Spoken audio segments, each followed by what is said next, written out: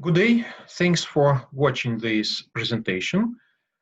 It's about research done jointly with my former master's student Patrick here. Our paper is available on Archive and it's appearing in the third issue of Probability Theory and its applications this year. We are looking at this paper at limit theorems for record indicators in a special class of dependent random variables that can be obtained by modifying so-called F-alpha schemes. So let me explain what all this is about. So our main hero, the bold X, is the sequence of random variables on the common probability space. By Mn, we denote the sequence of partial maxima for X. So let me draw here a picture. So these are bars representing the values of x's, and say this is n, so the height of the bar is xn, and then these red bars represent sequences of partial maxima. So at this point, mn equals xn. Now for times n, at which we have a new record, we set random variable I sub n equal to 1. Otherwise, it is 0. So those i's are called record indicators for the sequence x. By n sub n, we denote the total number of records during the time interval from 1 to n. Now, these random variables are of interest. It's not just random objects that are interesting by themselves. Actually, there are some applications in which it is important to know the distributional properties of sequences of partial sums and n. Okay, so here are some references. Now, it's a pretty well studied model in case when the x's are IID random variables. The most famous result being the Renyi theorem, according to which the record indicators in IID case with continuous distribution functions for x's are independent random variables with probabilities of 1 equal to 1 over n. So given such a distribution for the sequence of the record indices, we can apply well-known limit theorems. Poisson normal approximation hold for the distribution of nn for this number of records. However, the convergence rates are pretty bad. They're just logarithmic. I just want to mention here our joint paper with Dietmar-Pfeiffer from 1996, where we showed that actually one can dramatically improve convergence rate to quadratic one with a remarkably simple convergence. So it will be a modified Poisson approximation. Okay. The so-called F-alpha scheme was first introduced by Nevzorov around 1981. And it's a scheme where the x's are still independent, but they can have different distributions. So random variable xn follows distribution function f to the power alpha n, where f is some common continuous distribution function, and alphas form a sequence of positive numbers. A special case with integer alphas was considered, analyzed a little bit earlier by Young. Now, you can think about such x's as partial maxima over blocks of IID random variables in case of integer alphas. Now, it turns out that in this case, we will still have independence property for the random indicators I sub k. Now, those alpha schemes will play an important role in our work. Therefore, we will use special notations for them. Those curly x, m, I, and n, they stand for independent random variables in F-alpha scheme with some given f and alpha. The partial maxima, the indicators of records, and the numbers of records. Now, it turns out that in this F alpha scheme, as I said, the indicators are still independent. The probabilities of ones in the indicators are equal to the ratios alpha n divided by Sn, where Sn is the sum of first n alphas. It was also demonstrated roughly at the same time when Nevzorov was studying these schemes by Ballerini and Riznik using a natural embedding of partial maxima and so-called extremal process. And it was obtained additionally there that the partial maxima Mn are independent of the first n record indices. I would like to also mention our result with Dietmar-Pfeiffer from 1995, that actually F alpha scheme is the only situation where the axes are independent and you still have the property that In and Mn are independent of each other for any n. Now, once we have got this wonderful independence property and we know the probabilities of ones in the sequence of indicators, you can get several limit results for Nn. So on this slide, I'm listing the key results. That's for F alpha scheme. So depending on the behavior of the alpha sequence, or which is the same as sequence, you will have different relations.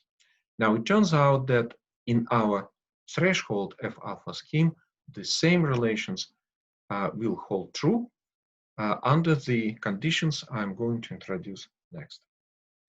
Okay.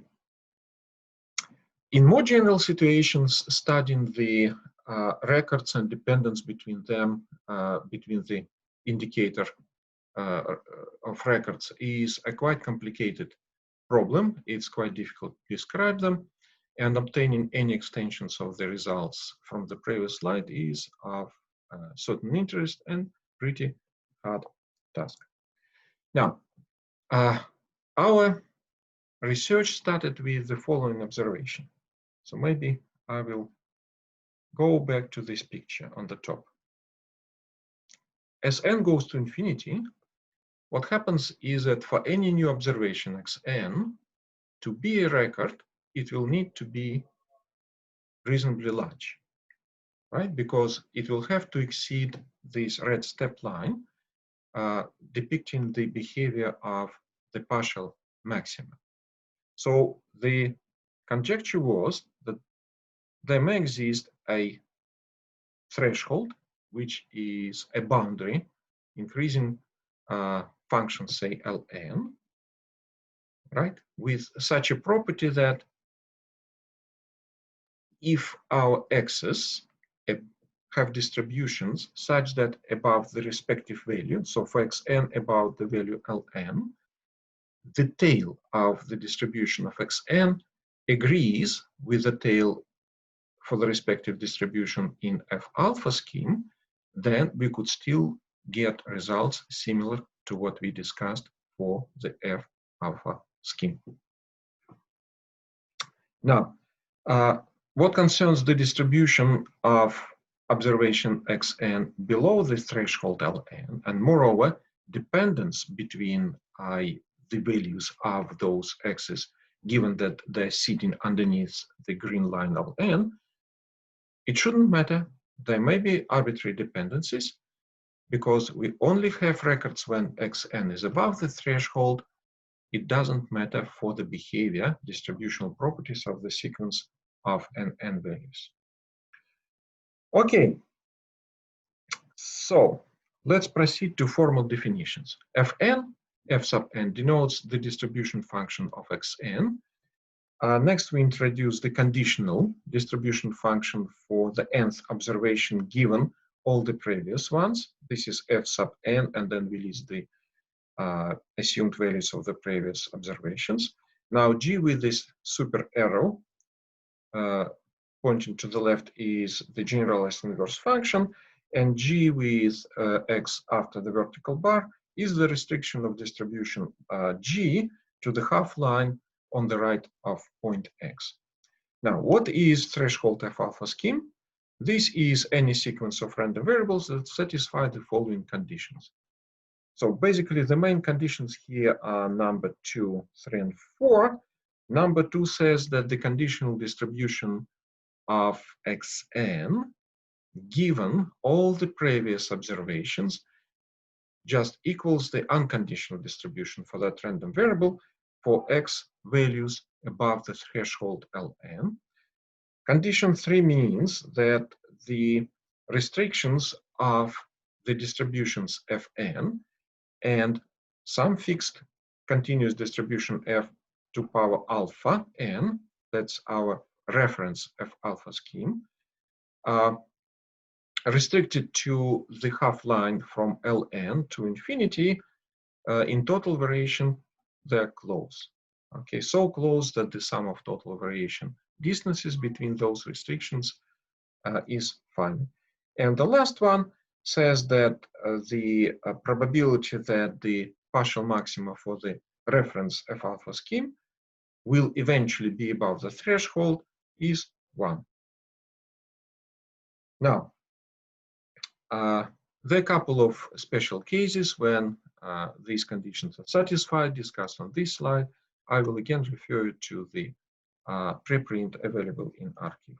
So the main theorem says that we can achieve coupling of a threshold scheme of this kind with the reference F alpha sequence.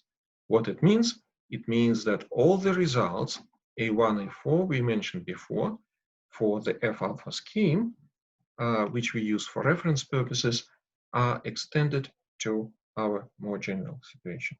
Key part of the condition which is assumed in the theorem is that the partial maxima of the F alpha scheme will eventually be above the threshold L with probability 1.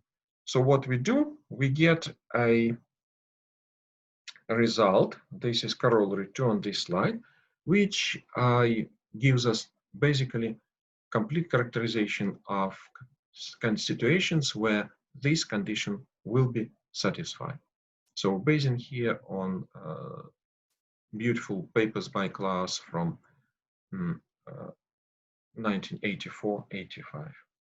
And finally, our last theorem is about dependence. You remember that we started with saying that in the IID scheme, record indicators are independent, and this extends to F alpha scheme. In our threshold extension of F alpha scheme, we don't have perfect independence, but we have asymptotic independence in the sense presented on this slide. We can extend it to more general claims, situations where we'll be looking at conditional distributions of IN, given the values of not 1 but 2 indicators, but the whole thing will become much more complicated. Well, I think I don't have time for anything beyond that. Thank you for watching this clip.